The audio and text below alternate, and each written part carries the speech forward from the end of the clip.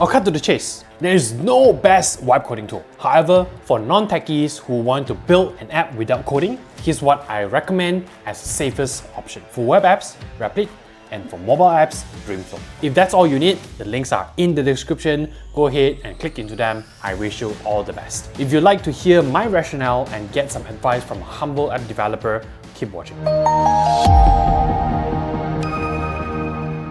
I'd like to share how I think non-tech founders can approach wipe coding to maximize short and long-term gains. They're incredibly useful, but even the best tool needs good strategy and execution. And that's what I would like to talk about right after a quick message from our sponsor. That's right, I'm the sponsor. My team and I at Upstack Studio help non-technical entrepreneurs grow past $5 to $10 million in annual revenue with custom software. We've worked with over 30 leading brands across industries. These businesses were stuck because there was no ready-made solution on the market that solved their problems. To continue growing, they had to make their own. If your business is also currently stuck at this 5 to 10 million level and you want to explore custom solutions, let me help. There's a link in the description to sign up for a free, no strings attached strategy session. We'll dissect your current constraints together and you'll get an honest opinion about whether custom software is your answer. And if yes, we decide if we can work together. If it's not, you just save yourself from a very big investment with no ROI. Apply through the link and we'll be in touch. I'm only taking 3 of these calls per month, so it's first come, first served. If you want to work with me, apply right now. Back to the video.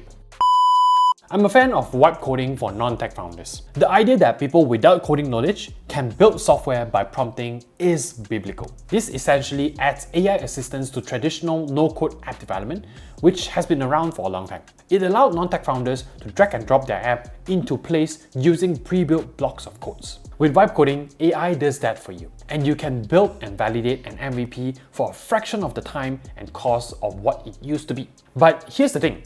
There are a million wipe coding platforms out there and they all give you an MVP. Then what? What do you want to do after MVP?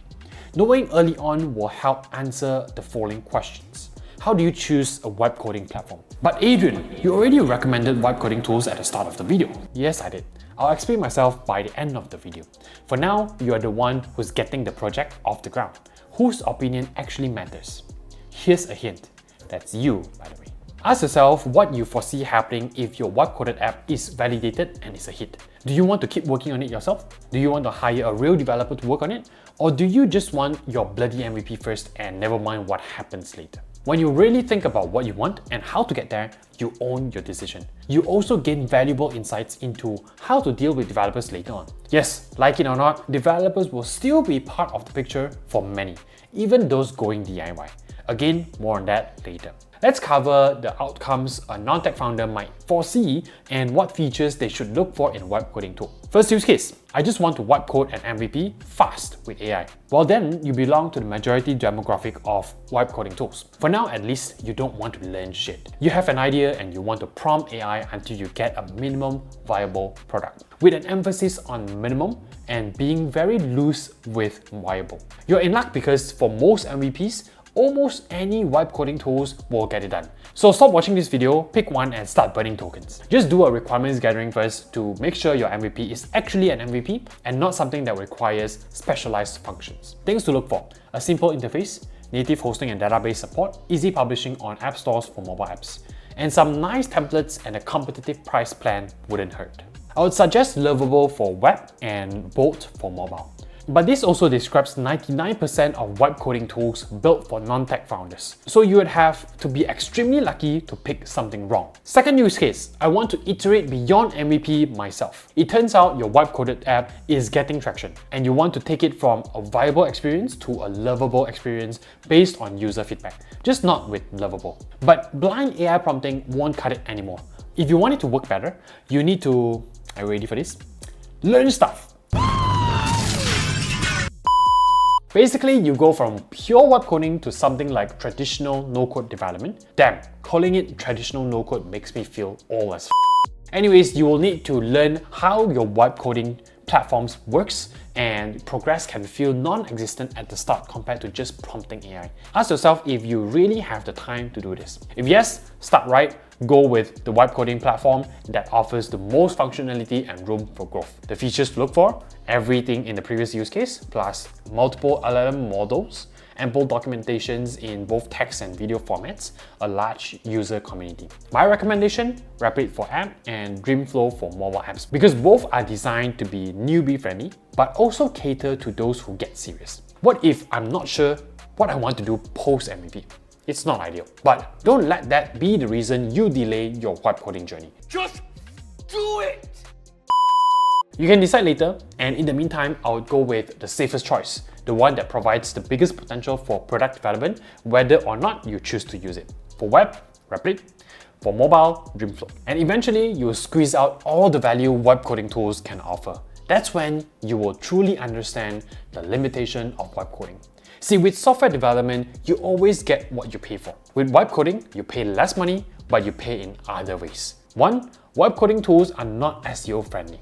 This is specifically for web apps. A lot of vibe coding tools use client-side rendering instead of server-side rendering to load the app and page contents. Search engines like Google are not as good at reading client-side rendered content. In fact, they may just see a blank page. It doesn't stop your app from getting indexed, but your ranking can suffer. So you appear on Google's search results for the right search terms, but be banished to the shadow realm of page 4 or 5. Ghost. If you're building an internal tool for your team, this doesn't matter. But if organic search is part of your marketing strategy, you might want to build a simple website for SEO and add your vibe-coded app as a subdomain. Number 2, no protection for intellectual property. None. Everything about your app can be copied. In fact, if it's any good, it will probably be copied anyway. That's the nature of vibe coding. Not a big deal when you just want an MVP and if your app is a minor extension of your business. If you want to start iterating a validated idea into a full-fledged money-making app, you'll be a lot more protective of your software. And the sad truth is that it cannot be protected. It's like sharing a fridge in the office pantry. You can label your food, but if someone wants to steal it, there's nothing stopping them. 3, you are not vibe coding the next HubSpot.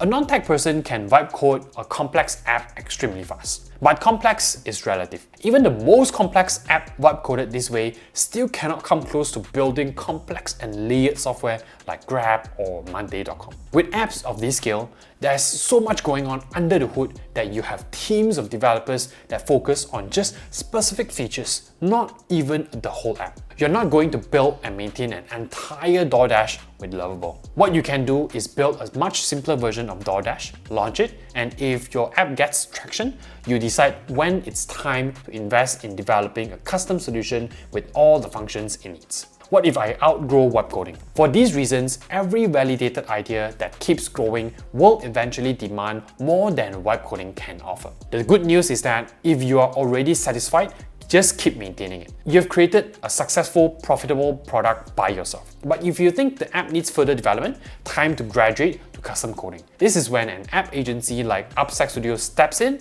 and takes over development. We offer what vibe coding still can't do, like going past boilerplates, making sure the stack can scale properly, predicting and catering to edge cases, troubleshooting complex bugs, and reviewing codes to ensure best practices. There's a reason why even in the world of vibe coding, software developers are still a thing. In fact, I'll have to share this one last use case. Pay a developer to vibe code your MVP.